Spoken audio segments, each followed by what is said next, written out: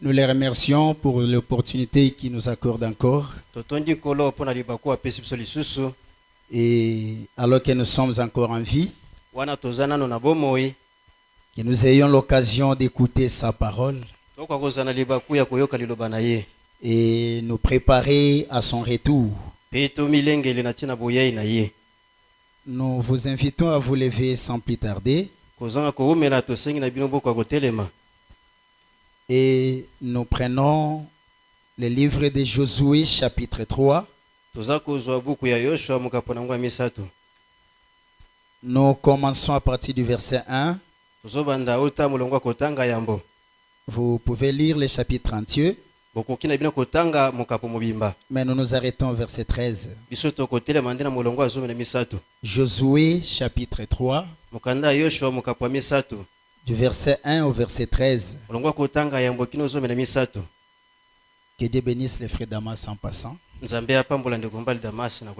Josué s'étant levé de bon matin, parti de Sittim avec tous les enfants d'Israël. Ils arrivèrent au Jourdain. Et là, ils passèrent la nuit avant de les traverser. Au bout de 3 jours, les officiers parcoururent les camps et donnèrent cet ordre au peuple. Lorsque vous verrez l'arche de l'alliance de l'Éternel, votre Dieu, portée par les sacrificateurs, les Lévites, vous partirez du lieu où vous êtes et vous vous mettrez en marche après elle. Mais il y aura entre vous et elle une distance d'environ 2000 coudées. 2000 coudées. Donc 1 kilomètre. N'en approchez pas. Elle vous montrera le chemin que vous devez suivre. Car vous n'avez point encore passé par ces chemins. Josué dit au peuple, sanctifiez-vous, car demain l'Éternel fera des prodiges au milieu de vous. Et Josué dit au sacrificateur, portez l'arche de l'alliance et passez devant les peuples. Ils portèrent l'arche de l'alliance et ils marchèrent devant les peuples. L'Éternel dit à Josué, aujourd'hui, je commencerai à t'élever aux yeux de tout Israël, afin qu'ils sachent que je serai avec toi comme j'ai été avec Moïse. Tu donneras cet ordre au sacrificateur qui porte l'arche de l'alliance. Lorsque vous arriverez au bord des eaux du Jourdain, vous vous arrêterez dans les Jourdains. Josué dit aux enfants d'Israël, approchez et écoutez les paroles de l'Éternel votre Dieu. Josué dit, à ceci, vous reconnaîtrez que le Dieu vivant est au milieu de vous et qu'il chassera devant vous les Cananéens, les Étiens, les Éviens, les Phéréziens, les Girgasiens, les Amoréens et les Jébusiens. Voici, l'arche de l'alliance du Seigneur de toute la terre va passer devant vous dans les Jourdains. Maintenant, prenez 12 hommes parmi les tribus d'Israël, un homme de chaque tribu. Et dès que les sacrificateurs qui portent l'arche de l'alliance, les seigneurs de toute la terre, et dès que le sacrificateur qui porte l'arche de l'Éternel Les seigneurs de toute la terre poseront la plante des pieds dans les eaux du Jourdain. Les eaux du Jourdain seront coupées. Les eaux qui descendent d'en haut, elles s'arrêteront en un monceau. Un monceau comme un mur. Oui, l'ancien Clément va prier pour nous.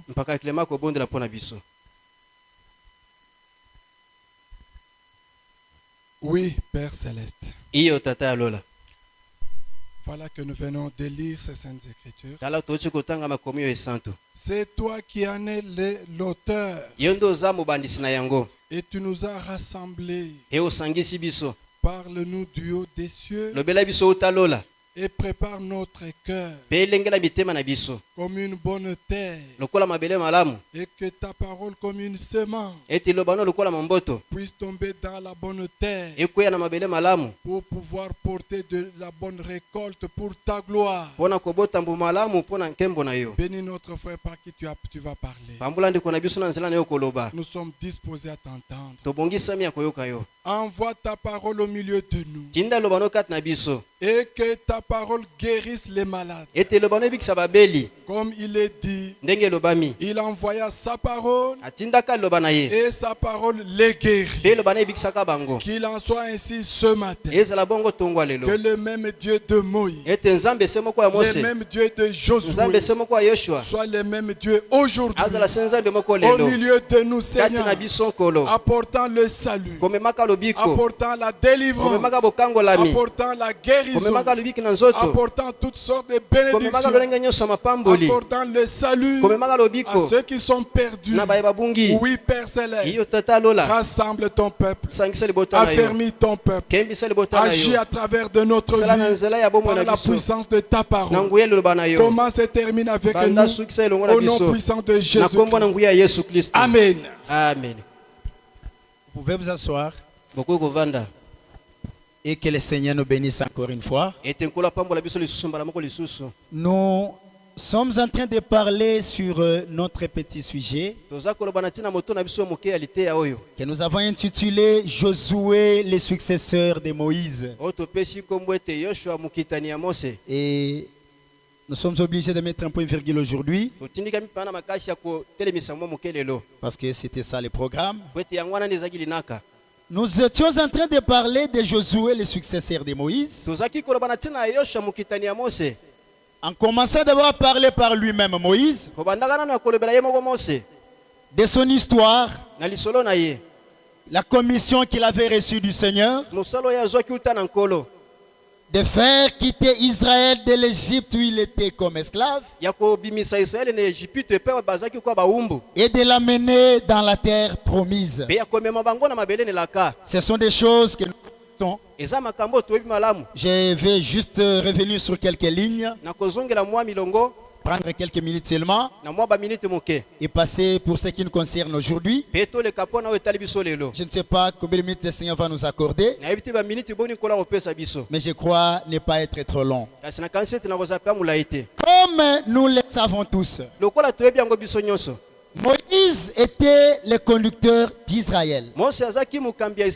Comme le Seigneur lui avait donné cette responsabilité. Il s'est retrouvé en Égypte sous la conduite du Seigneur, avec une mission de faire sortir Israël de là et de l'amener dans la terre promise. Et exactement c'est ce qu'il avait fait. Israël était sorti de l'Égypte en route pour la terre promise. Et en sortant de l'Égypte, que ce soit Moïse, que ce soit les enfants d'Israël, ils avaient comme mission entrer dans la terre promise. Même si au milieu d'Israël, il y avait des ramassis comme la Bible le dit. Des personnes à qui la promesse ne concernait pas. Des personnes qui n'étaient pas appelées de Dieu. Qui ne faisaient pas réellement partie des enfants d'Israël. Même s'ils se sont retrouvés au milieu d'Israël, Mais la promesse que le Seigneur avait faite concernait uniquement Israël. Et c'est Israël qui était concerné. Alors Moïse a fait sortir Israël, les amenant à la terre promise. Mais comme nous avons vu la fin, arrivé quelque part, Moïse a désobéi. Moïse n'a pas respecté l'ordre que Dieu lui avait donné. Selon Nombre chapitre 20, le peuple lui avait cherché querelle. Le peuple avait besoin de l'eau. Il n'y avait point de l'eau. Le peuple s'est révolté. Le peuple a fait des bruits. Et Moïse est allé consulter Dieu pour savoir ce que le Seigneur lui dira, la solution qu'il donnera pour les peuples. Et c'était une bonne chose que Moïse avait faite. Chercher ce que le Seigneur dira et la réponse que Dieu donnera à son peuple. Parce que le peuple était le peuple de Dieu. Moïse était serviteur de Dieu. Et quand quelque chose ne marchait pas, Moïse en tant que conducteur, il devrait aller auprès du Seigneur pour demander à Dieu de lui donner la solution pour les peuples. Et c'était une bonne chose qu'il avait faite. Il est allé consulter Dieu. Et Dieu lui a donné la solution. Comme le peuple a besoin de l'eau, vous marchez avec les rochers. Va devant les rochers. Convoque toute l'assemblée. Parle devant les rochers. Dieu donnera de l'eau. Israël boira de l'eau. Et tout ce que tu entends là, le bruit que tu entends là, va s'arrêter. Et Moïse est revenu avec la solution que Dieu lui avait donnée. Avec la réponse que Dieu lui avait donnée. Il ne pouvait qu'exécuter ce que Dieu lui avait dit. Mais quand Moïse est arrivé, emporté par la colère, sous la pression du peuple, Moïse a la place de parler aux rochers. Moïse a frappé les rochers. Pour la première fois, l'eau n'était plus sortie. Pour la seconde fois, l'eau était sortie. Et le peuple a bu. Nous connaissons l'histoire. Mais ce que Moïse avait fait avait déplu au Seigneur. Le Seigneur lui dira: écoute Moïse, ce que je t'ai demandé de faire, ce n'est pas ce que tu as fait. Tu as désobéi à mon ordre. Tu ne m'as pas sanctifié aux yeux du peuple. Tu n'as pas accompli ce que je t'ai dit de faire. Et quand tu as désobéi, tu n'as pas fait ce que je t'ai demandé de faire, monte sur la montagne. Tu verras le pays, mais tu n'y entreras pas. De la même manière que ton frère Aaron est mort, toi aussi. Mais avant de mourir, regarde le pays que j'ai promis à Israël. Tu verras le pays, mais tu n'y entreras pas. Pourquoi? Parce que tu as désobéi. Tu ne m'as pas sanctifié aux yeux du peuple. Tu as été rebelle. Mais quand Dieu a dit cela à Moïse, c'est là où nous avons insisté la fois passée pour voir l'esprit qui animait Moïse, qui doit animer les hommes de Dieu aujourd'hui. Moïse a compris. Dieu m'a commissionné pour conduire Israël, les faire sortir de l'Égypte, les amener dans la promise. C'est le peuple de Dieu, c'est le travail de Dieu. Maintenant que Dieu venait de changer, parce que j'ai désobéi à son ordre, il m'a fait voir le pays, mais selon sa parole, je ne veux plus entrer dans ces pays. Je veux mourir sur la montagne. Mais l'objectif de la sortie d'Israël, ce n'est pas de rester dans le désert, ce n'est pas de tournoyer ici, mais c'est d'entrer promise. Et c'est moi qui étais le conducteur. Maintenant tu as décidé, je vais mourir sur la montagne. Je ne vais plus conduire Israël. Qu'est-ce que je vais faire maintenant? Je vais m'incliner devant la décision du Seigneur. Mais l'œuvre du Seigneur doit continuer. Israël doit continuer la marche. Parce que même si moi je ne suis pas là, la marche ne doit plus s'arrêter. C'est Dieu qui doit conduire son peuple. C'est Dieu qui est l'auteur de son peuple. C'est lui l'auteur de son œuvre. Alors qu'est-ce que Moïse a fait? Vous avez vu cela la fois passée? Dans Nombre chapitre 27. Pour ceux qui n'étaient pas avec nous, dans Nombre chapitre 27, là Moïse a prié. Et on peut lire cela quand même. Nombre chapitre 27. C'est 15. Moïse parla à l'Éternel et dit qu'il était Dieu des esprits de toute chair. Établisse sur l'assemblée un homme. Sorte et qui entre devant eux, qui les fasse sortir et qui les fasse entrer, afin que l'assemblée de l'Éternel soit pas comme des brebis qui n'ont point de berger. L'église est ici. Quand Moïse s'est rendu compte, selon la décision du Seigneur, je me suis fait rebelle à son ordre. Je ne l'ai pas sanctifié devant le peuple. Sa décision est tombée. Je ne veux plus faire entrer ça dans la terre promise. Mais la marche va continuer. Israël doit continuer. Alors Moïse a prié. Seigneur, moi je vais mourir. Mais établis sur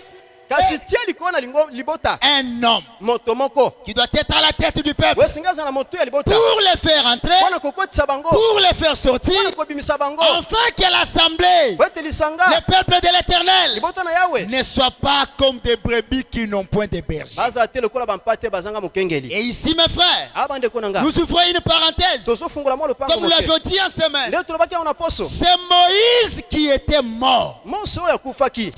C'est Moïse qui était mort. Ce n'est pas Dieu qui était mort. Moïse était mort parce qu'il avait désobéi. Mais Dieu était encore vivant. La mort de Moïse ne pouvait plus arrêter la marche d'Israël. La mort de Moïse ne pouvait plus empêcher Dieu de continuer son œuvre. Parce que le Seigneur n'était pas surpris de la désobéissance de Moïse. Non, il n'était pas surpris que Moïse n'arrive pas dans la terre promise. Il connaît la fin de toutes choses avant le commencement. Il ne sera jamais surpris. Il ne l'a jamais été. Il savait bien Moïse le conducteur. Mais pour la terre promise, il ne va plus entrer là. Il avait déjà tout planifié. Et quand Moïse a prié maintenant, Seigneur, établit sur l'assemblée un homme qui doit faire entrer ses peuples, qui doit les faire sortir, afin que le peuple de Dieu ne soit pas comme des brebis qui n'ont point de berger. Parce que c'est moi qui les conduisais. Maintenant tu as décidé de ne plus les faire, de ne plus continuer, parce que je dois mourir. Établis un homme sur le peuple. Et le Dieu du ciel va maintenant exaucer la prière de Moïse. Va descendre maintenant devant Moïse pour dire à Moïse, j'ai écouté ta prière, j'ai compris ton souci. Même si aujourd'hui beaucoup de serviteurs ne sont pas animés de l'esprit qui animait Moïse. Moïse savait, l'œuvre ce n'est pas mon œuvre, c'est l'œuvre de l'Éternel. Et Et Dieu lui-même doit conduire son œuvre. C'est pourquoi nous avions dit, frère, que Dieu nous donne aujourd'hui des serviteurs qui auront cet esprit qu'a fait Moïse, qui ne feront pas de l'œuvre de Dieu, leur œuvre à eux, mais qui comprendront qu'ils ne sont que des serviteurs dans l'œuvre de Dieu. Et en tant que des serviteurs, Dieu peut te faire partie et remplacer une autre personne. Et c'est la vérité. Dans l'économie de Dieu, il ne manque pas de personnes. Et ce que toi tu fais, tu n'es plus le premier à le faire. Tu ne seras plus le dernier à le faire. C'est pourquoi mes frères, dans tout ce que nous faisons pour Dieu, ne soyons pas orgueilleux. On n'est rien. On n'est rien, frère. Que Dieu nous donne des hommes de Dieu qui seront animés de l'esprit qu'a fait Moïse pour comprendre que l'œuvre, c'est l'œuvre de Dieu. L'église, c'est l'église de Dieu. Et que c'est lui-même qui doit conduire son œuvre. Et Esaïe le dit, que l'œuvre de l'Éternel ne prospérera qu'entre les mains de Dieu lui-même. Aussi, même si tu n'es pas là, Dieu continuera son œuvre. Alors Dieu va dire à Moïse, je comprends ton souci. J'ai exaucé ta prière. Prends Josué, fils de Nun, homme en qui réside l'esprit. Tu l'amèneras devant le sacrificateur Éléazar, devant toute l'assemblée. Tu poseras tes mains sur lui et tu lui donneras des ordres sous les yeux de tous les peuples. C'est alors Moïse va prendre Josué. Peut-être dans la tête de Moïse, Josué n'existait pas comme conducteur d'Israël. Dans la tête de Moïse, peut-être il ne savait pas que Josué conduira Israël. Mais maintenant Dieu vient pour dire à Moïse, la prière je l'ai exaucée. Maintenant prends Josué, fils de Nun. En lui réside l'esprit. La première condition pour servir Dieu dans tous les domaines, avoir l'esprit de Dieu. Parce que l'esprit de Dieu se soumettra à la parole de Dieu. Un serviteur de Dieu qui n'a pas l'esprit de Dieu ne se soumettra jamais à Dieu. Il fera ce que bon lui semblera. Et quand quelqu'un fait ce que bon lui semble dans l'œuvre de Dieu, Dieu ne le laissera plus là. Parce que Dieu ne permettra pas que son œuvre soit bouleversée. Lui-même prendra soin de son œuvre. Il veillera sur ça. Et tout embrouilleur dans l'œuvre de Dieu, Dieu le mettra de côté. C'est la vérité. Alors Dieu lui dit, prends Josué fils homme en qui réside l'esprit, et tu poseras ta main sur lui. Dieu lui a donné des orientations. Comment il va faire ses services, comment il va amener Josué, qu'est-ce qu'il va faire et comment il va le faire. Nous avons vu la fois passée, c'est Josué que Dieu désigne comme successeur de Moïse à la tête du peuple d'Israël, avant de prendre le bâton de commandement, comme il devrait conduire Israël.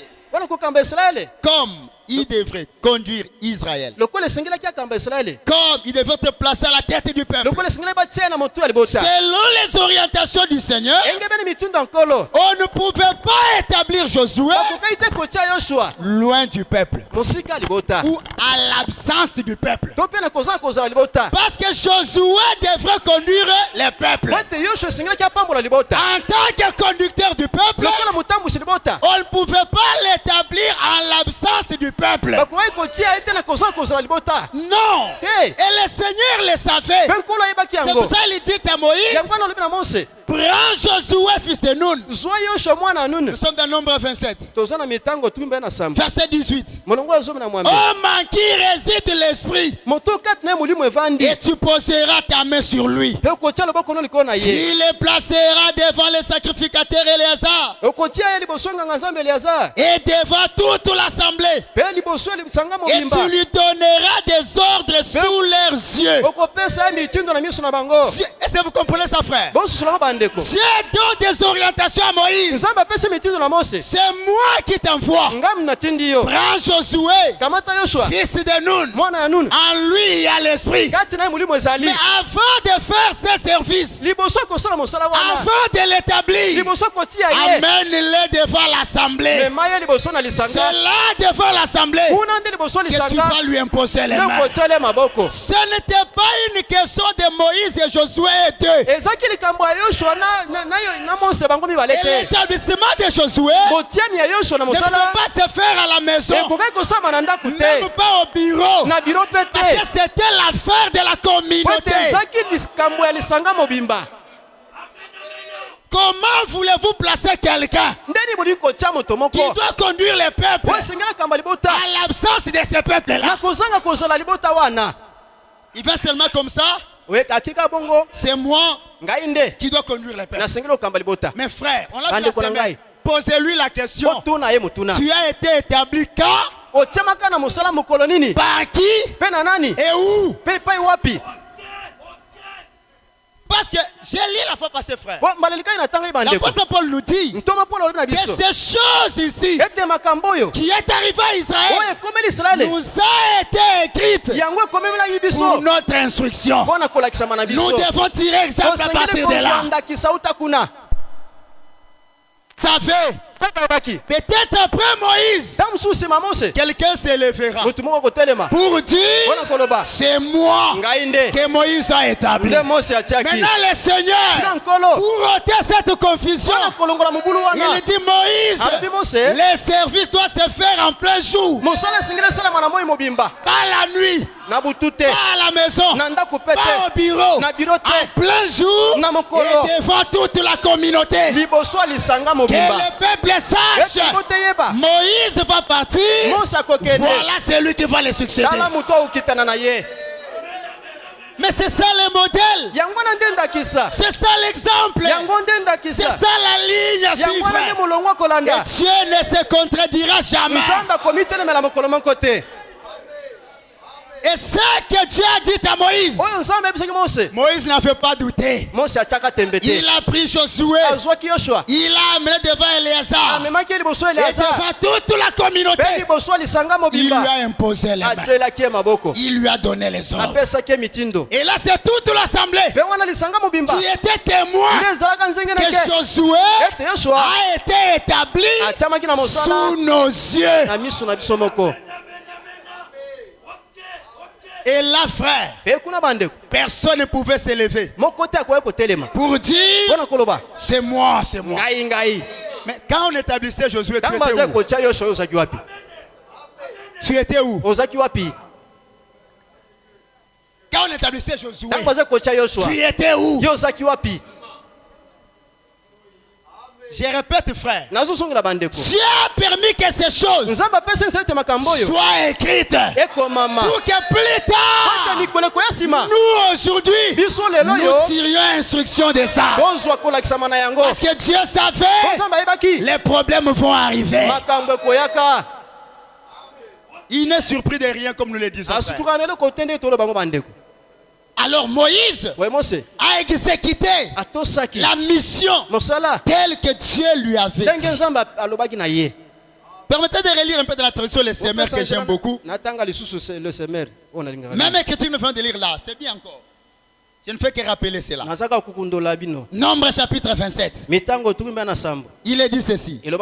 Parlant de l'établissement de Josué. Le Seigneur dit, verset 18, Nombre chapitre 27, l'Éternel dit à Moïse, prends avec toi Josué fils de Nun, un homme en qui réside l'esprit, et pose ta main sur lui. Tu le placeras devant le prêtre Éléazar et devant toute la communauté, et tu l'investiras de ses fonctions devant tous. Pas devant toi Josué comme Moïse est lui.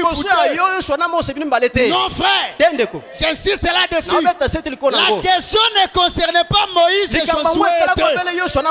La question concernait la communauté. Josué devrait conduire le peuple. Lors de son établissement, le peuple devrait être au courant. Et c'est là où beaucoup de gens ne comprennent pas. Et d'ailleurs, c'est clair, non? Comment on peut s'embrouiller là-dessus? À moins qu'on soit animé de mauvaises intentions. Parce que c'est clair. C'est clair. C'est ça l'exemple. On ne peut pas établir quelqu'un qui doit conduire le peuple loin du peuple, en dehors du peuple. Et tu vas le conduire comment? Si le président de la République, qui est élu par le peuple, avant de prendre les fonctions, avant de travailler, il prête serment devant tout le monde. Maintenant, dans les choses de Dieu, qu'est-ce que vous voulez? Le naturel ne peut pas nous enseigner. Même si tous nous avions su que Félix a gagné les élections, il ne pouvait pas commencer à travailler sans prêter serment. Et nous avons tous vu cela. Maintenant, dans les choses de Dieu, vous voulez faire les choses de votre manière. Tout tirez-vous cet exemple? Qui l'a fait dans la Bible? Où ça a été fait? Et quand ça a été fait? Quand vous dites, nous sommes la continuité, d'ailleurs la fin de l'église, les dernières de l'église, c'est l'enlèvement de l'église pour ce maintenant. Mais comparez ce que vous faites avec ceux qui vous ont précédé. Et frère Branham me dit, dans les choses de Dieu, on ne s'établit pas soi-même. On ne s'établit jamais soi-même. Tu dors, tu te réveilles. Frère, je suis pasteur. Qui t'a établi pasteur?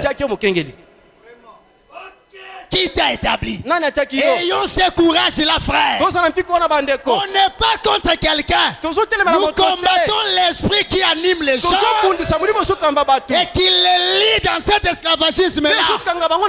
Parce que le Seigneur avait dit, vous connaîtrez la vérité et la vérité vous affranchira. Nous avons connu la vérité. On ne veut pas demeurer dans cet esclavagisme. Moïse a exécuté la mission telle que Dieu lui avait dit. Ici il continue pour dire, tu les placeras devant le prêtre Éléazar, verset 19, et devant toute la communauté, et tu l'investiras de ses fonctions devant tous. Tu lui transmettras une part de ton autorité, afin que toute la communauté des Israélites lui obéissent. Louis II dit, tu les rendras participants de ta dignité. Pourquoi? Afin que quand tu ne seras plus là, que toute l'assemblée d'Israël l'écoute. C'est clair pour dire simplement, quand Moïse serait absent, Josué qui est établi, en présence de tous, il va continuer la marche. On n'a plus encore à attendre quelqu'un qui se lève là pour venir s'établir à la place de Josué. Le Dieu que nous servons est un Dieu d'ordre. Et si tu es de Dieu, tu dois respecter l'ordre établi par Dieu. Alors c'est Josué que Dieu désigne pour succéder à Moïse. Nous avions vu. D'abord il avait l'esprit de Dieu. Il avait la sagesse. Il était un homme expérimenté. Il est passé par des expériences. Avant même qu'il ne soit établi, il avait déjà des expériences. Dieu les préparait déjà. Peut-être lui-même ne le savait pas, mais Dieu le préparait déjà. Parce qu'il savait, il prendra la tête pour conduire les enfants d'Israël. Et nous avons vu parmi les expériences qu'il avait faites du vivant de Moïse, il les a envoyés aller explorer le pays, aller vérifier le pays que Dieu nous a promis, aller voir ces pays-là. Revenez avec des évidences pour nous confirmer si le pays existe. Ils ont pris 12 espions qui sont allés explorer le pays. Parmi les 12 espions, nous avons vu Caleb était dedans, Josué était dedans, plus les 10 autres espions. Lorsqu'ils sont allés, ils ont exploré le pays, ils ont vu le pays, ils ont vu ce que Dieu les a fait dire. Ils sont revenus avec des évidences confirmant de leur bouche que le pays est là. Ce que Dieu nous a promis, c'est vrai. Le pays est là. Il pouvait s'arrêter là. Que le pays est là. Dieu a fait la promesse. C'est fini, on va y entrer. Parce que nous avons vu le pays. Mais à leur retour, ils ont découragé le peuple. Ils ont dit au peuple, écoute Israël, c'est vrai le pays est là, mais on ne sera pas y entrer. Pourquoi? On a vu dans ce pays des géants fils d'Anak. Devant ces gens-là, on est comme des sauterelles. On ne sera pas entrer. Bien aimé frère, mais qu'est-ce que Dieu a dit? C'est ça le problème. Et quand les 10 espions se sont soulevés pour décourager le peuple en leur disant, on ne peut pas entrer dans ce pays, on ne saura pas.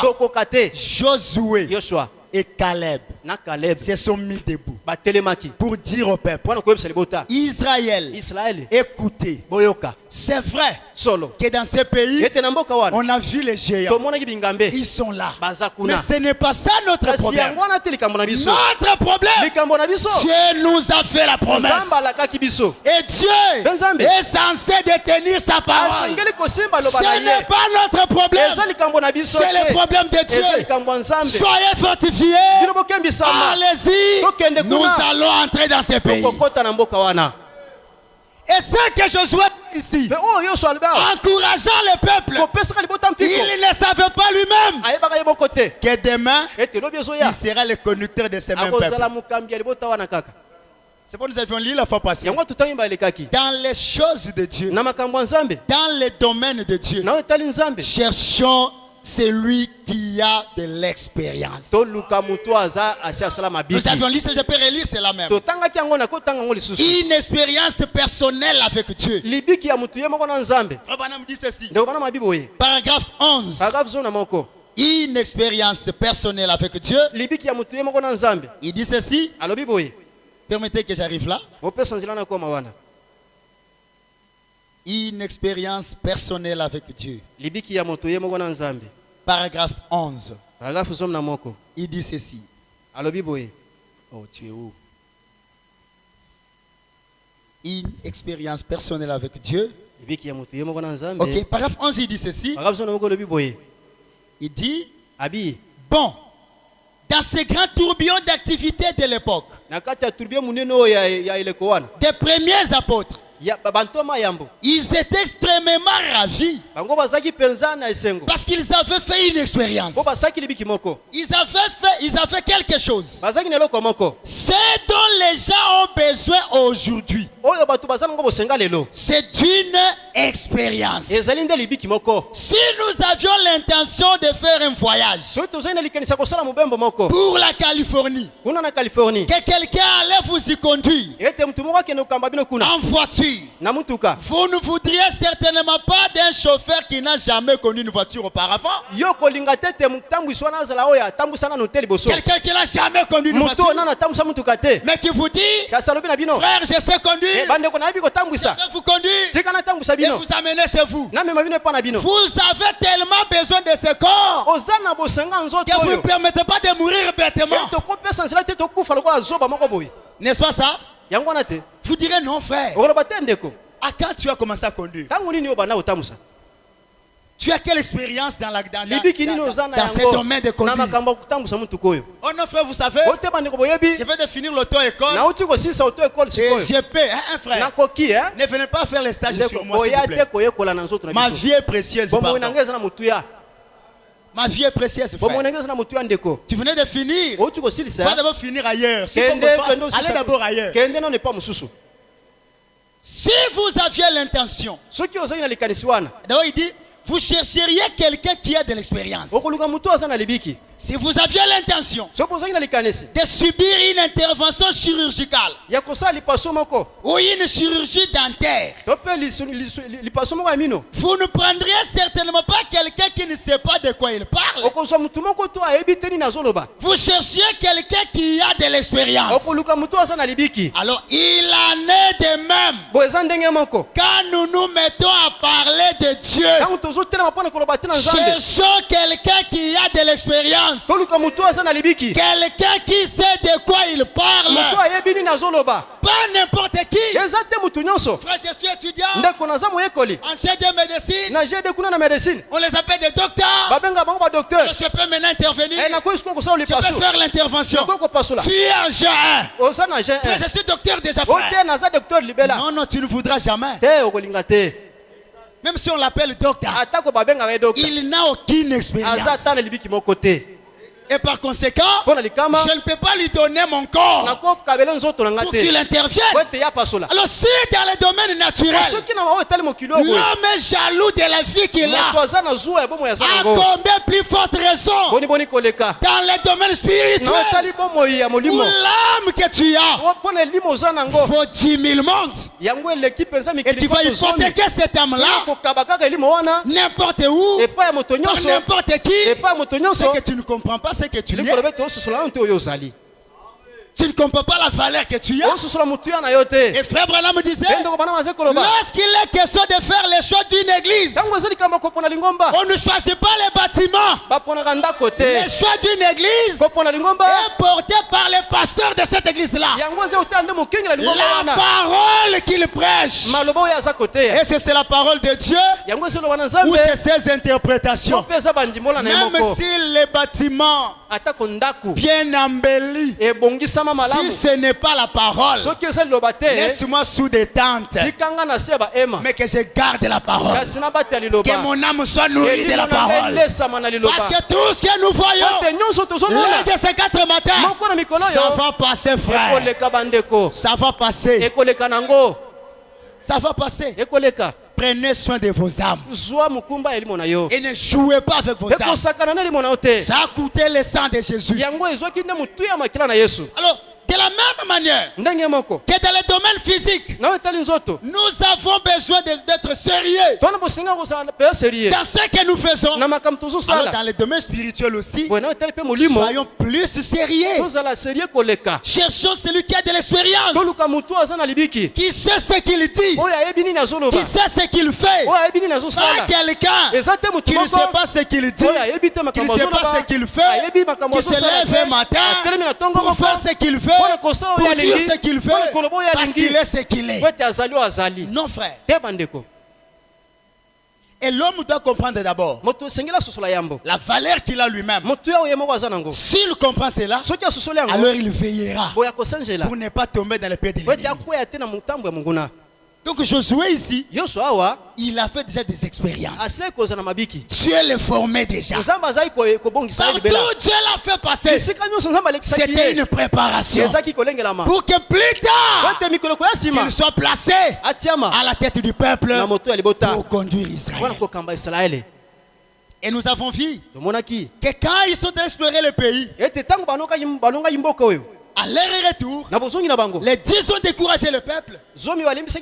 Mais Josué et Caleb, ils se sont tenus à ce que Dieu a dit.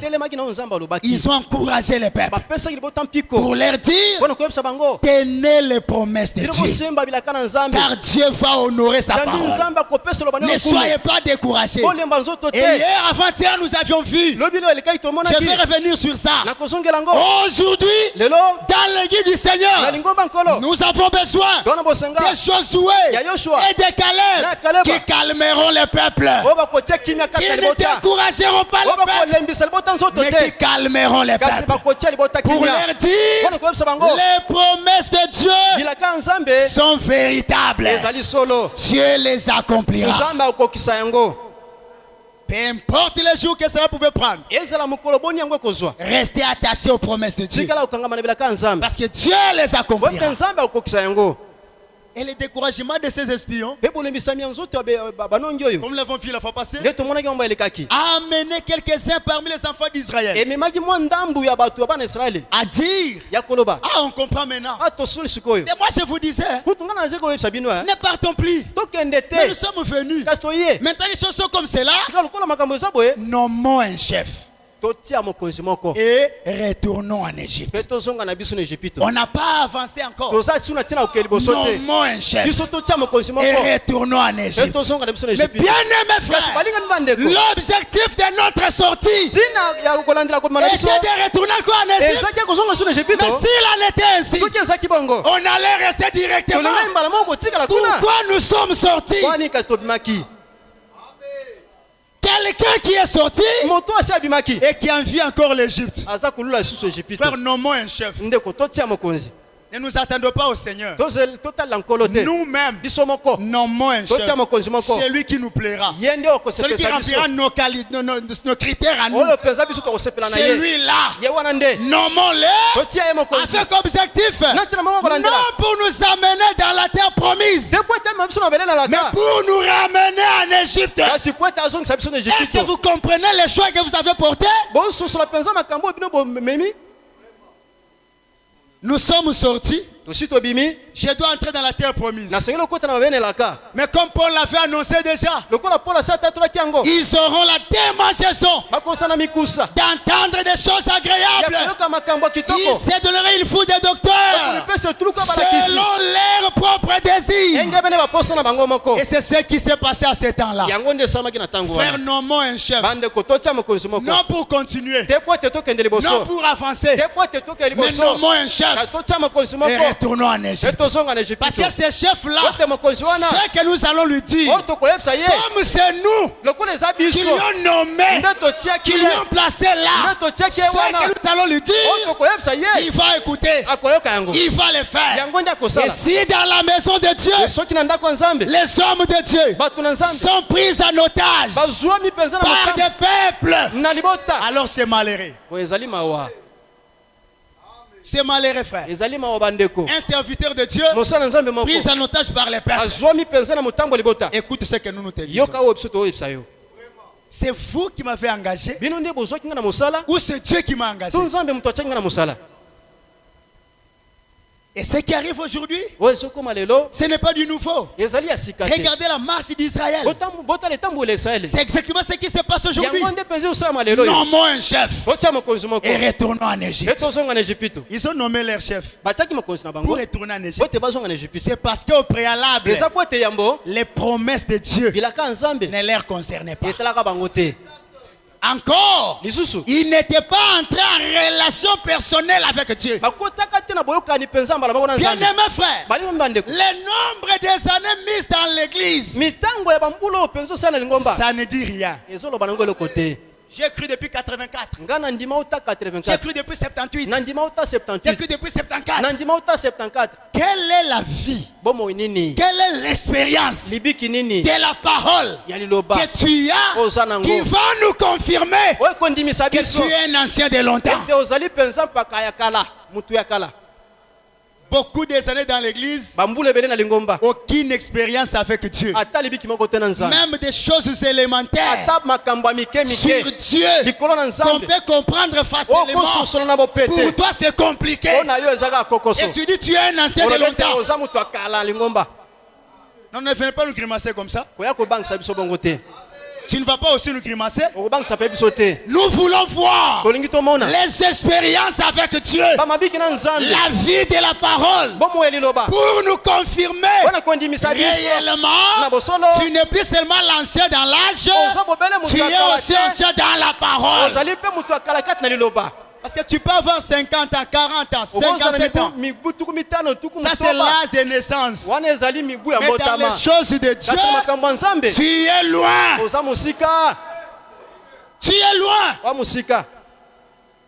Que Dieu nous aide.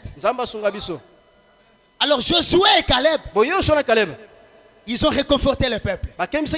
Il dit bien aimé, écoutez, ne soyez pas découragés. Tu as fait la promesse, tu accompliras sa promesse. La terre promise, nous l'avons sillonnée, nous l'avons vue. Voilà des preuves. Dieu qui nous a promis de nous amener là-bas. S'il nous est favorable, il nous amènera dans ces pays. Mais un conseil, ne soyons plus rebelles à l'Éternel. C'est ce que Caleb a dit au peuple. C'est ce que Josué a dit au peuple. Dieu, si nous est favorable, il va nous amener là-bas. Mais seulement, ne soyons plus rebelles à l'Éternel. Alors qu'aujourd'hui, beaucoup de rebelles qui s'opposent à l'ordre de Dieu, qui s'opposent à la volonté de Dieu. Frère, ce n'est pas dire seulement que moi j'ai la parole qui confirme que tu as la parole. Non. Tu peux aller dans la maison d'un sorcier. Tu trouves la Bible dans sa maison.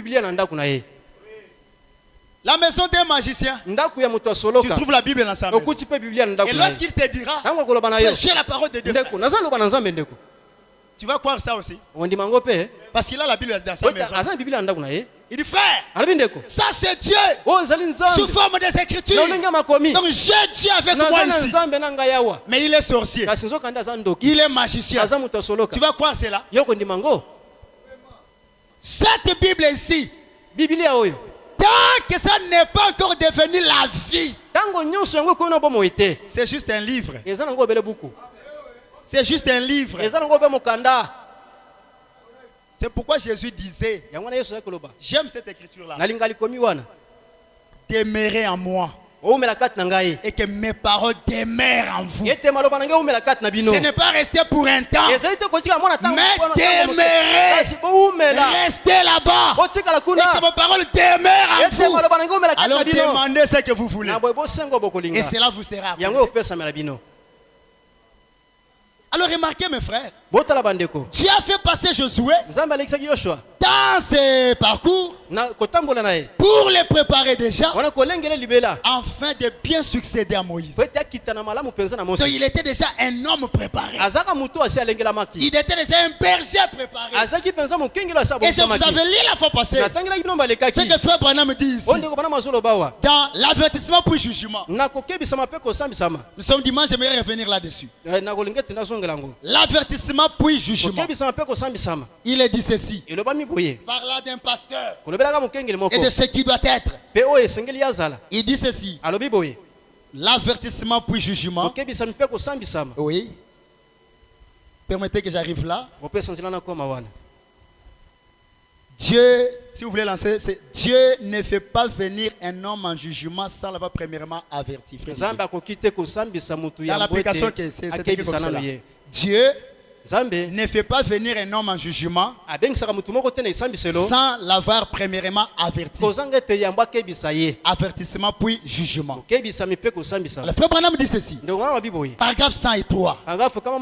Parce qu'il est question de la préparation de Josué pour succéder à Moïse, conduire le peuple. En tant que conducteur du peuple maintenant, comment devrait être son attitude? Comment devrait être son caractère? Comment devrait être constitué?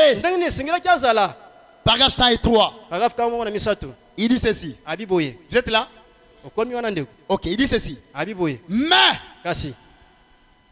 vous voyez, dans l'église, il y a le pasteur.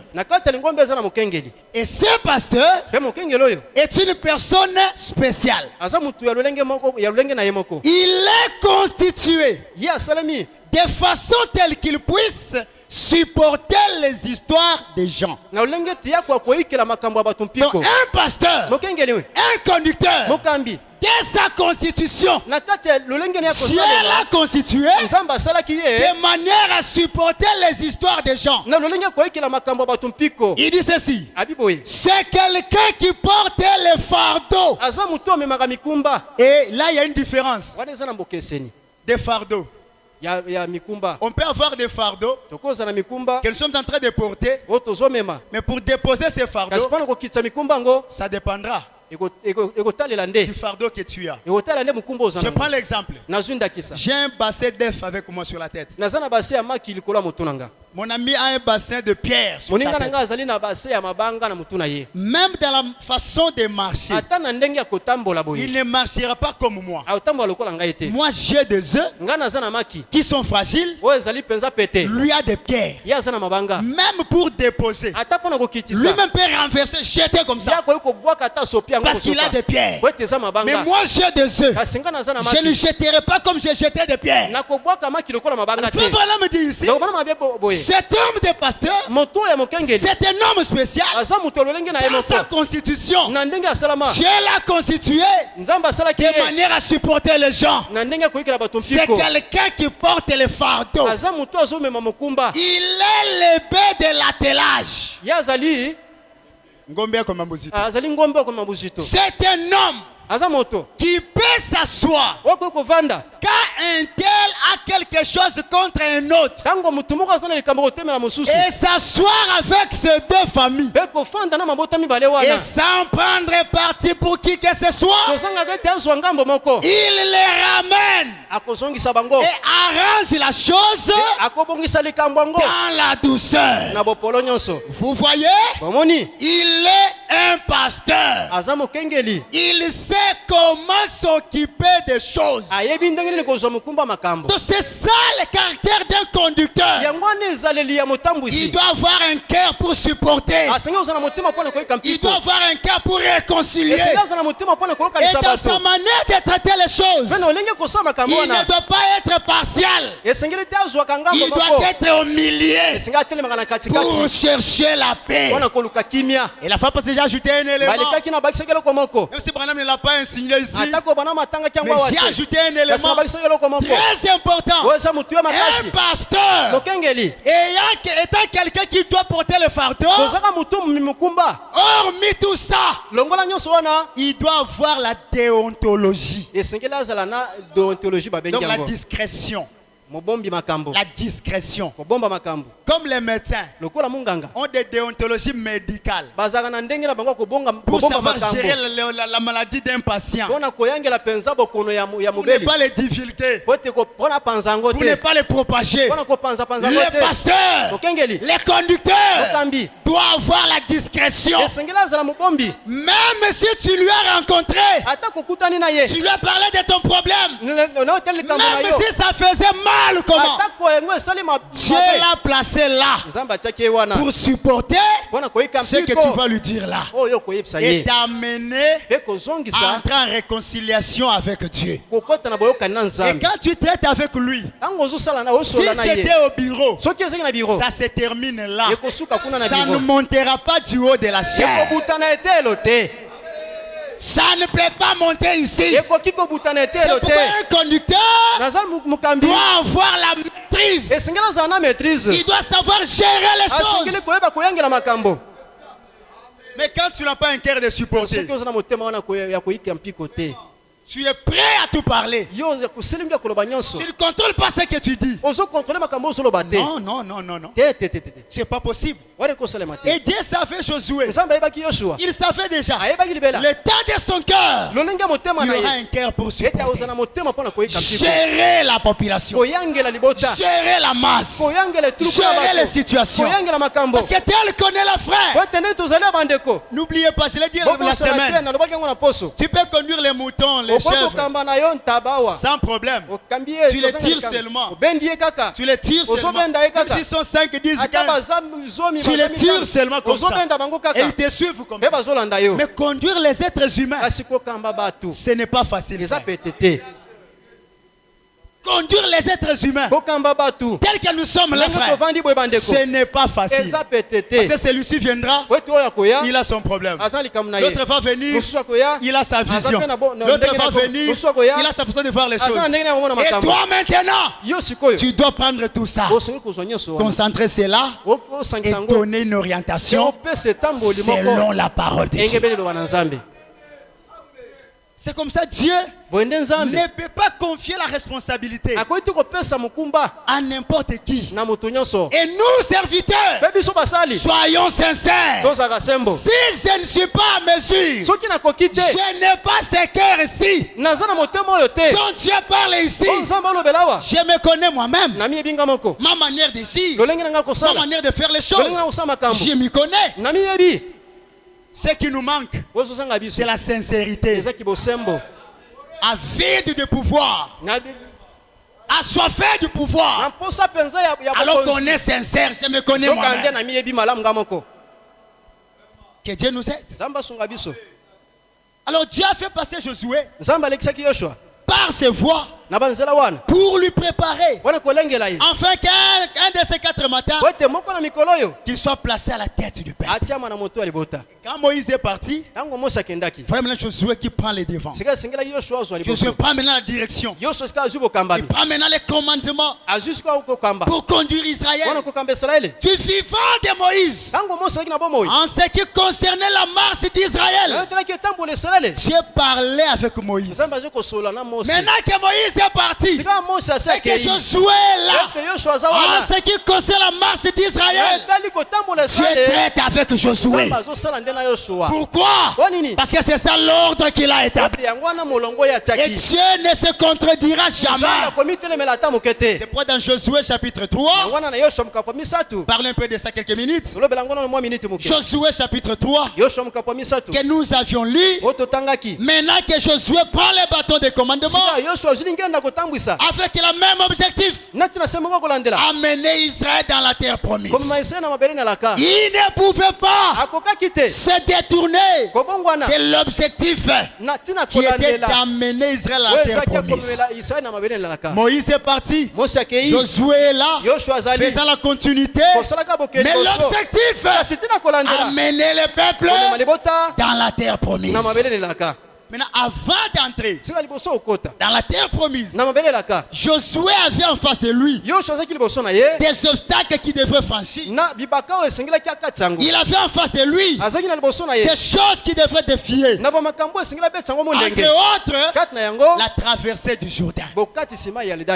Il devrait traverser le Jourdain avant d'entrer dans la terre promise.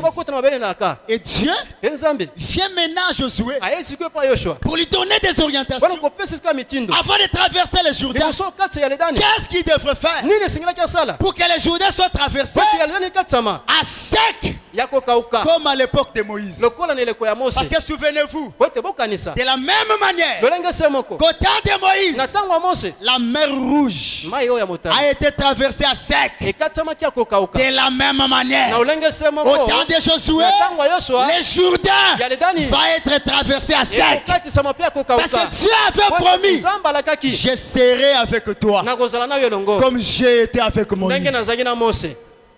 Frère Branham me dit, Josué se retrouve devant le Jourdain. Lorsque c'était au mois d'avril, Jourdain plein d'eau. Il n'y avait pas de bateau. Il n'y avait pas de pirogue. Comment traverser? Heureusement pour Josué, il avait déjà la promesse. Dieu lui avait dit, je serai avec toi comme j'ai été avec Moïse. Et que tout lien fera la pierre de votre pied. Je vous la donne. Donc, même si le Jourdain est devant toi, rappelle-toi de la promesse. Tout lié que foulera la plante de votre pied, moi l'Éternel, je vous l'ai donné. Je suis derrière ma parole pour l'accomplir. Dieu lui a donné des orientations. Ce qu'il devrait faire avant de traverser le Jourdain. Dans je serai avec toi comme j'étais avec Moïse du 11 septembre 1960. Parce qu'il y en a deux, je crois. Je serai avec toi comme j'étais avec Moïse du 11 septembre 1960. Paragraphe 91. Il dit ceci. Pendant que les frères cherchent cela, il dit, il l'a amené là au mois d'avril. Dieu a amené Josué là au mois d'avril. Quand les Jourdains avaient 3 ou 4 fois sa grandeur normale. Il les testait pour voir si vraiment il était le Josué véritable. Que tout aille de travers. Que tout aille de travers. Que tous les autres réussissent. Que les autres réussissent. Que les hommes qui ont l'apparence de la piété, mais qui réunissent et qui en fait la force, réussissent et vous rejettent. Mais si vous savez où vous vous tenez, vous tiendrez bon. Vous êtes ici? Vous êtes là? Paragraphe 91. Je suis dans le paragraphe 92 déjà. Il dit que tout aille de travers. Que tous les autres réussissent. Que les autres réussissent. Que les hommes qui ont la parole de la piété, mais qui réunissent et qui ont fait la force, réussissent et vous rejettent. Mais si vous savez où vous vous tenez, vous tiendrez bon. Peu importe si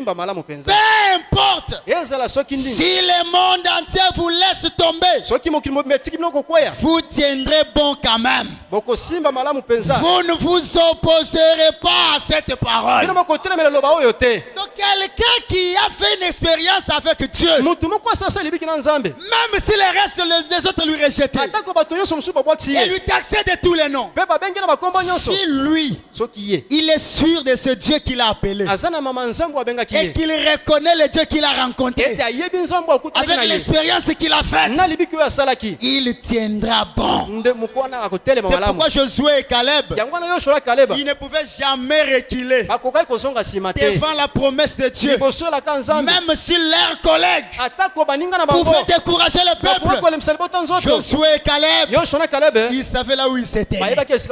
Ils savaient bien la promesse de Dieu s'accomplira toujours. C'est pourquoi chacun des enfants de Dieu doit passer par ces expériences pour être sûr de ce Dieu qui t'a appelé. Et de cette manière-là, même si les autres tombent, même si les autres délaissés, toi tu diras comme Paul, je sais en qui je crie. Paragraphe 93.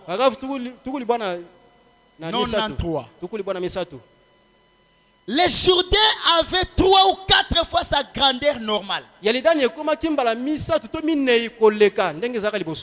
était sinistre, horrible, boué. Mais Josué a dit, Dieu a dit, dans 3 jours, nous traverserons. Et nous traverserons. l'obstacle en face de nous, on ne regarde pas cela. Nous regardons la promesse de Dieu. Qu'est-ce que Dieu nous a dit? Restons attachés à ça et lui prendra soin du reste. Josué dit, ce n'est pas mon problème. Le Seigneur a promis que dans 3 jours, nous allons traverser. Alors nous allons traverser.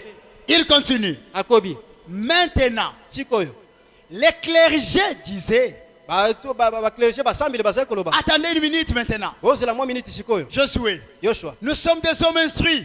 Nous sommes intelligents. Beaucoup d'entre nous sont des ingénieurs d'Égypte.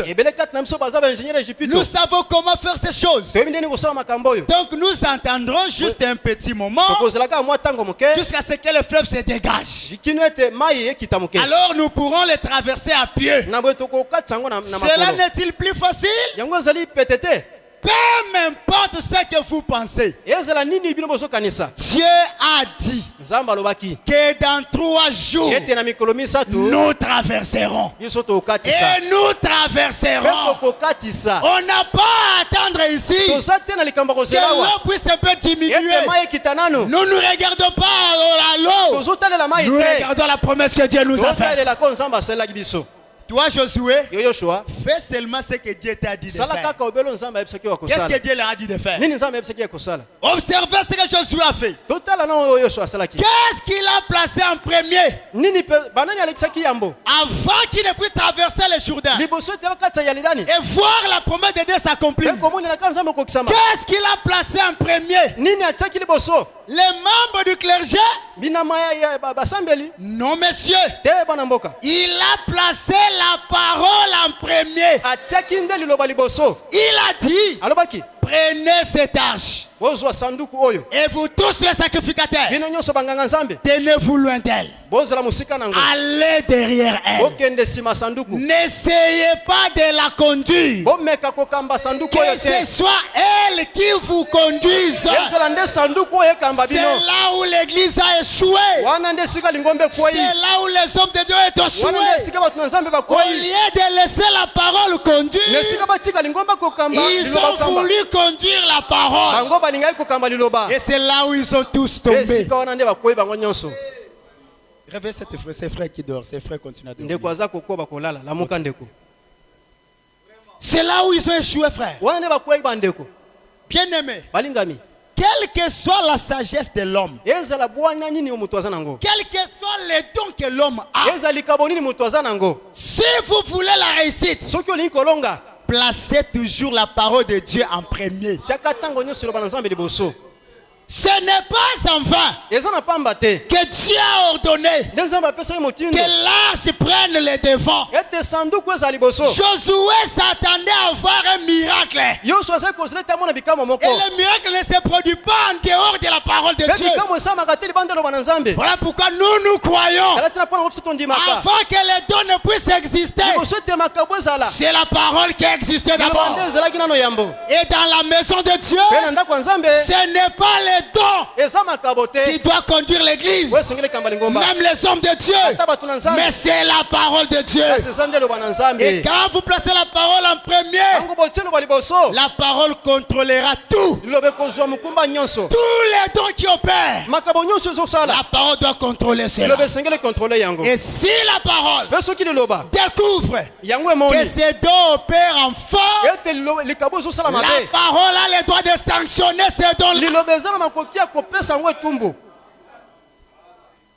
Parce que les gens ont voulu aider Dieu. Frère, tu n'as pas l'amour plus que Dieu.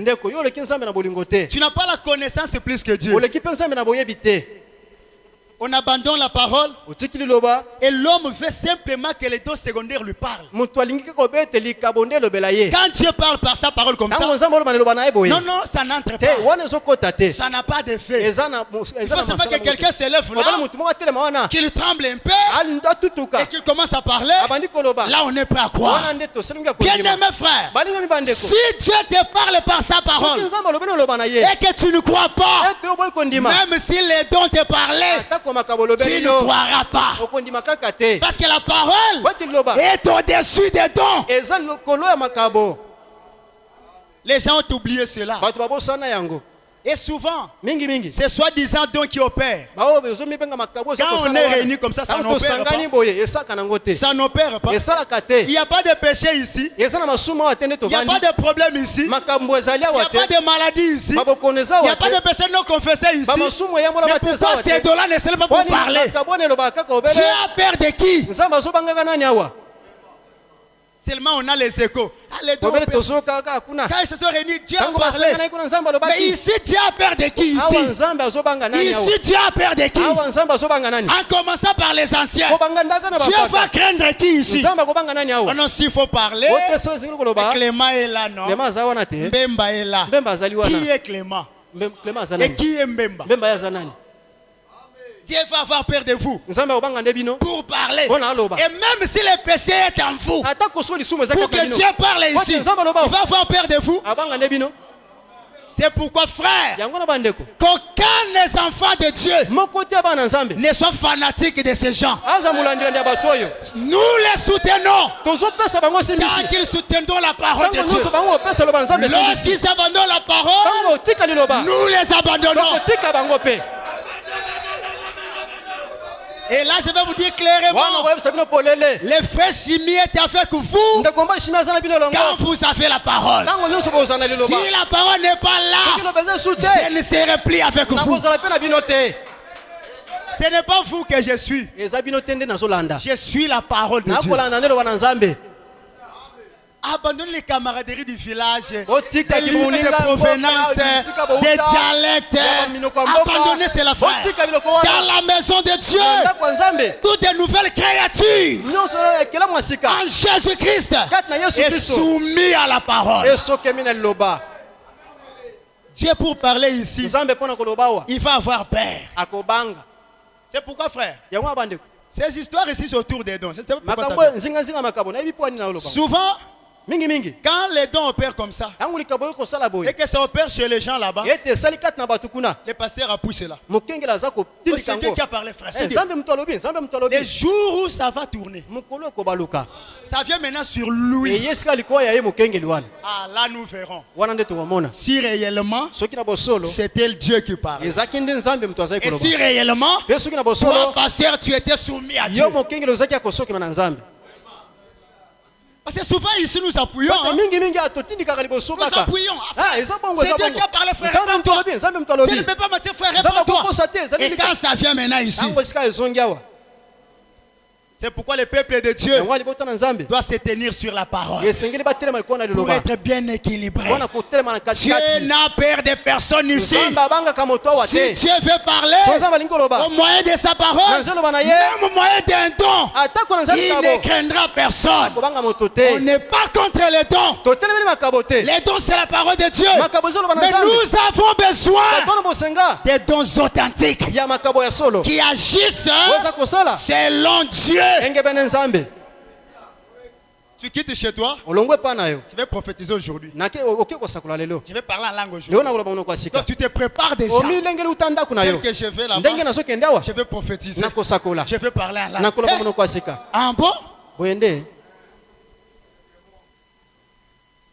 Et vous savez, frère, vous connaissez cette histoire. C'est qui a embrayé l'église de frère Franck. Ces histoires ici comme ça. Et plus grave, dit, frère, lui quand il parle, c'est Dieu, frère. Lui quand il parle, c'est Dieu qui parle, frère. Attention avec ce genre de déclaration. Lui quand il a un message, frère, c'est la vérité. C'est parfait, frère. L'ennemi peut l'utiliser facilement et vous embrouiller. Revenons ici, frère. On était aussi. Observez ce que Josué a fait. Qu'est-ce qu'il a placé en premier? Les membres du clergé? Non, monsieur. Il a placé la parole en premier. Il a dit, prenez cette arche. Et vous tous les sacrificateurs, tenez-vous loin d'elle. Allez derrière elle. N'essayez pas de la conduire. Que ce soit elle qui vous conduise. Ne conduisez pas la parole. Laissez la parole nous conduire. Descendez. Voilà le problème aujourd'hui. Nous essayons de prendre de l'avance sur la parole et de la dépasser. Et nous essayons d'adapter la parole à ceci, d'adapter la parole à cela. Oh, que vos cœurs soient bénis. Ce dont nous avons besoin aujourd'hui, c'est de suivre la parole. Et quand nous suivons la parole, frère, jamais nous n'échouerons. Jamais nous n'échouerons. Terminons cette pensée. On va lire quelque chose. Allez-y. La parole est passée devant. 98. La parole est passée devant. Lorsqu'elle est arrivée au Jourdain, elle l'a ouvert. La parole a ouvert le Jourdain. Et ils ont traversé. Dans sa première campagne, il a pensé aux choses importantes d'abord. Il avait une raison pour cela. Il avait une raison. Parce que Dieu lui avait donné cet ordre. Reste avec la parole. Que la parole le fasse. À chaque campagne, ils avançaient dans la bataille. Parce que Dieu l'avait chargé de placer l'arche en premier. Et là au Jourdain, frère, lorsqu'ils ont placé l'arche en premier, les sacrificateurs qui portaient l'arche de l'alliance, comme Dieu l'avait ordonné, ils sont arrivés au bord du Jourdain.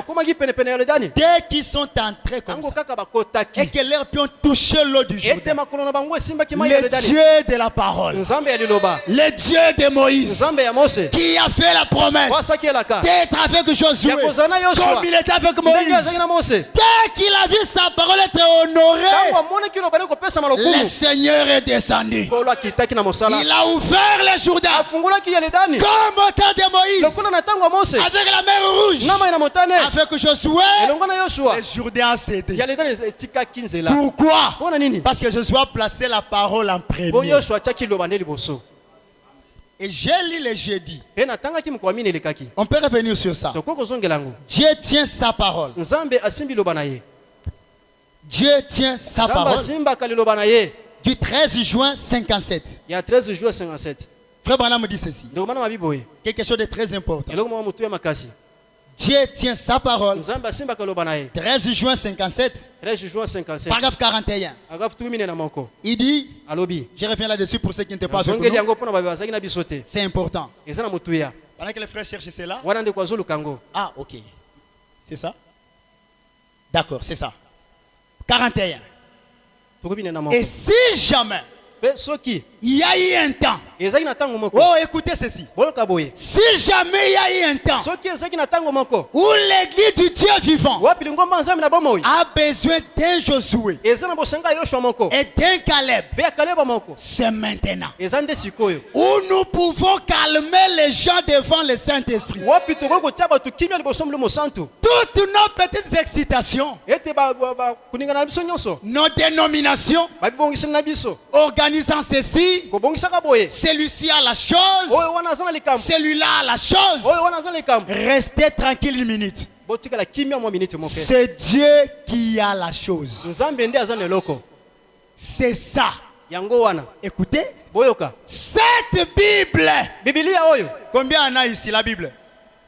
Soulevez un peu cela. Soulevez un peu la Bible avec moi. Soulevez la Bible avec moi. Les anciens, vous regardez un peu, regardez un peu. Les Bibles, je vais voir les Bibles debout comme ça. Même pas la moitié. Pendant que nous soulevons nos Bibles là, je lis. Frère Branham me dit, cette Bible est la réponse à chaque problème qui sera soulevé. Chaque problème qui sera soulevé en rapport avec la parole de Dieu. Cette Bible-ci a la réponse à ça. C'est pourquoi Dieu a dit à Josué, place la parole en premier. Quand vous vous soumettez à Dieu, frère, vous mettez la parole en première place. Toute question qui sera soulevée, Dieu donnera la réponse par sa parole. Voilà pourquoi faisons confiance à Dieu. Arrêtons d'interpréter les choses. Arrêtons de nous poser des questions. La parole de Dieu a la réponse à tout. S'il y a une question, consultons la parole. Que disent les Écritures en rapport avec cette question? Et pour faire chaque chose que nous voulons faire, frère, si nous voulons réussir cela, interrogeons toujours la parole. Quand on met la parole de côté, nous voulons satisfaire nos égos, nous voulons nous satisfaire nous-mêmes. Nous voulons nous satisfaire par rapport à nos désirs. Et que nous mettons la parole de Dieu à côté. C'est là où nous interprétons les choses. Et c'est là où nous embrouillons les choses. Mais chaque fois que la parole prendra la première place, nous aurons toujours la réussite. Et tous ensemble, si nous voulons marcher avec Dieu, acceptons ce que la Bible nous donne comme réponse à la question posée. Si Dieu a déjà parlé et que vous voulez reposer encore la question, comme ce qu'a fait Balaam, la réponse qui viendra cette fois-ci, ce ne sera pas la réponse parfaite, ce sera la volonté permissive, parce que Dieu a déjà parlé et les Écritures sont claires. Clair, frère. Si nous ne voulons pas obéir à ce que Dieu dit, parce que nous avons nos pensées à nous, nous avons nos sentiments à nous, nous avons nos visions à nous, qui se distinguent de la parole, mais nous voulons satisfaire cela, en mettant la parole à côté, alors nous ne réussirons jamais. Mais si nous voulons réussir, mettons toujours Dieu à la première position. Frère Branham me disait, lorsque vous projetez de faire quelque chose, prenez-vous la parole de Dieu pour cela. Ce que tu veux faire là, as-tu interrogé Dieu pour cela? Et quand on s'en tient à ça, frère, on ne tapera jamais à côté. Et Dieu agréera cela. Frère Branham me dit ici, et je serai peut-être comme j'étais avec Moïse, 80. 80, il dit, lorsque vous projetez, 80, je serai peut-être comme j'étais avec Moïse. C'est qu'on lisait là du 11 septembre 60. Lorsque vous projetez de faire quelque chose, tu as une pensée de faire quelque chose, surtout dans la maison de Dieu, surtout dans l'église du Seigneur. Lorsque vous projetez de faire quelque chose, prenez-vous la parole de Dieu pour cela. Ce que vous voulez faire là, as-tu consulté Dieu pour cela? Que la parole le fasse. Je suis où? 80 frères, 80. Je serai avec toi comme j'étais avec Moïse. 80. Voilà, c'est ça. Il dit, lorsque vous vous projetez de faire quelque chose, prenez-vous la parole de Dieu pour cela. Et trouvez-vous votre désir dans la parole. Prêchez-vous ce qui est selon la Bible. Êtes-vous juste comme beaucoup aujourd'hui, comme beaucoup de gens, prêchant des préceptes qui sont des commandements d'hommes, que ce livre de la loi ne s'éloigne point de ta bouche. Ça a été dit à Josué. Il faut qu'on pose maintenant la question. Est-ce que vous trouvez votre désir dans la parole de Dieu? Prêchez-vous ce qui est selon la Bible. Toi, serviteur de Dieu, lorsque tu veux prêcher, tu veux faire quelque chose. Est-ce que ce que tu fais, c'est ce que dit la Bible? Vous savez, frère, dans la maison de Dieu, on ne s'impose pas. Parce que ce n'est pas ta maison, c'est la maison de Dieu.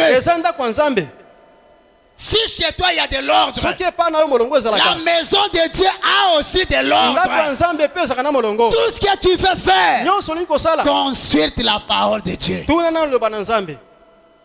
veux placer des anciens? Que disent la Bible? Tu veux placer des diacres? Que disent la Bible? Quels sont les critères qui doivent remplir pour jouer ces rôles, pour faire ces services-là? Consultez la Bible. Parce que Dieu a déjà tout dit. Mais quand on met cela de côté, nous voulons faire ce que nous voulons, ce que nous trouvons bon. Nous sommes en train de nous soustraire déjà dans le royaume de Dieu. Parce qu'on ne peut pas être dans le royaume de Dieu et faire notre volonté. Celui qui est dans le royaume de Dieu, il fera ce que Jésus avait dit. Non pas ma volonté, mais que ta volonté soit faite. Mais les gens ne veulent plus obéir à ce que Dieu. Accomplir la volonté de Dieu. Parce qu'ils ont leur désir à eux. Ils ont leur pensée à eux. Terminons ici. Josué, à la tête du peuple, avec une expérience, étant formé déjà, il a conduit le peuple. Il voulait se mettre juste dans la terre promise. Et ils sont arrivés dans la terre promise. Malgré des combats, malgré des obstacles, Dieu a accompli sa promesse.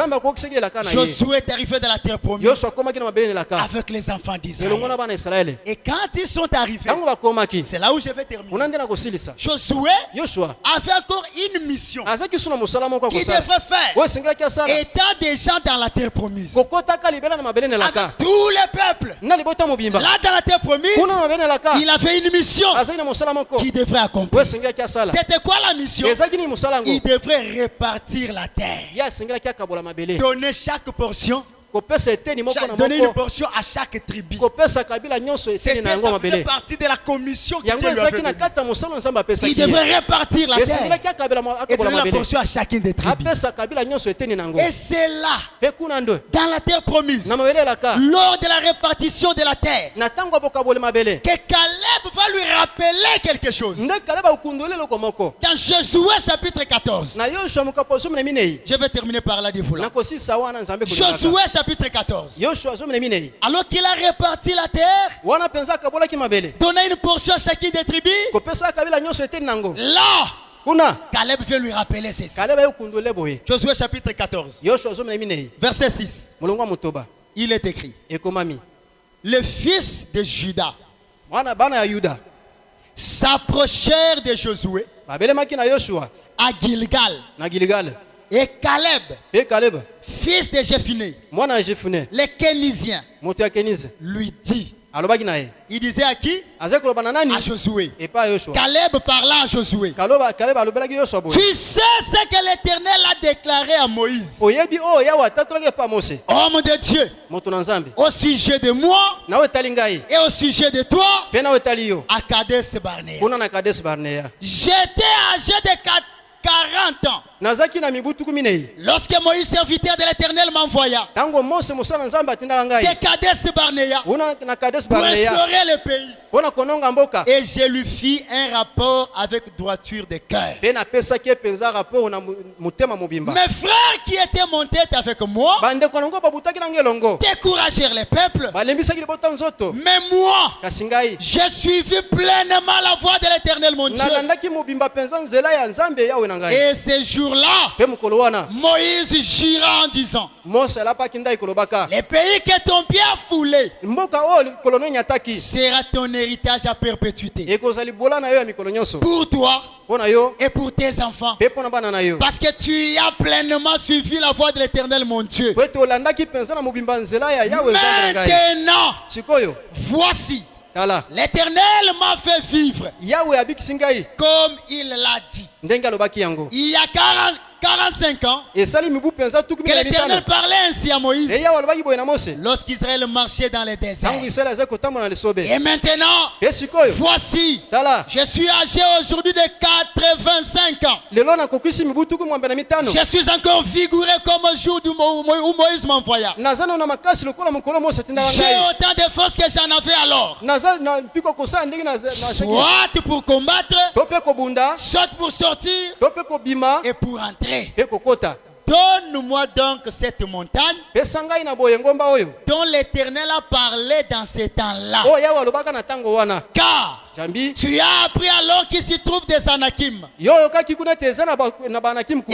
y a des villes grandes et fortifiées. L'Éternel sera peut-être avec moi et je les chasserai comme l'Éternel a dit.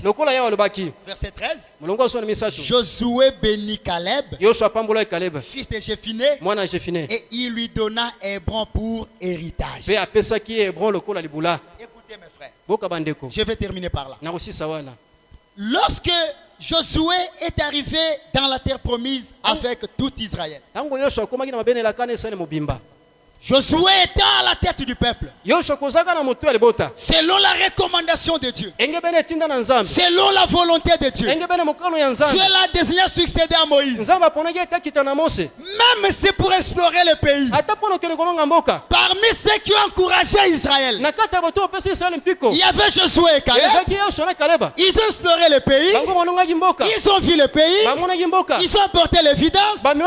Tous ceux qui ont encouragé le peuple pour ne pas être découragé. Mais quand le Seigneur, au temps marqué, Moïse devrait partir, qu'il a fait succéder Josué à la place de Moïse, Caleb a reconnu cela. Il n'a jamais dit, Josué, nous étions partis avec toi. On a encouragé le peuple avec toi. On a exploré le pays avec toi. Comment seulement toi qui es placé là? Caleb a reconnu que la volonté de Dieu pour la suite de la marche, c'est Josué. Et il a accepté la volonté de Dieu. Il a seulement rappelé à Josué, quand nous sommes allés explorer le pays, souviens-toi de ce que Moïse avait dit. Maintenant que tu es là, donne-moi ce qui a été destiné pour moi. Et la Bible dit, Josué a béni Caleb. Il lui a donné ce qui lui appartenait. Et Dieu les a bénis tous. Ce que bien aimé frère, à la volonté de Dieu, soumettons-nous à cela.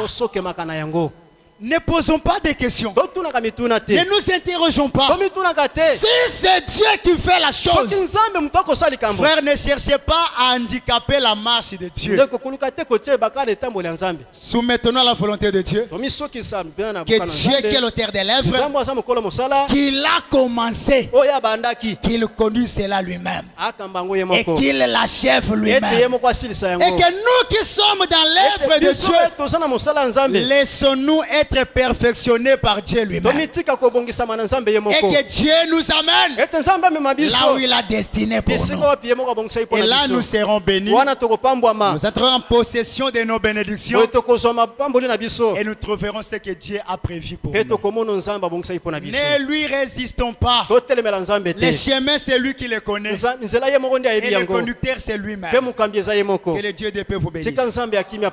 J'ai terminé pour aujourd'hui. Et demain je rentre chez moi. Que la paix du Seigneur Jésus reste avec vous. Gardez la parole de Dieu. Demeurez dans la parole de Dieu. Et priez pour nous. Acceptez-vous que j'apporte vos salutations à mon église. Que Dieu vous bénisse. Si on ne se voit pas sur la terre, retrouvons-nous dans les heures. Maranatha. Maranatha.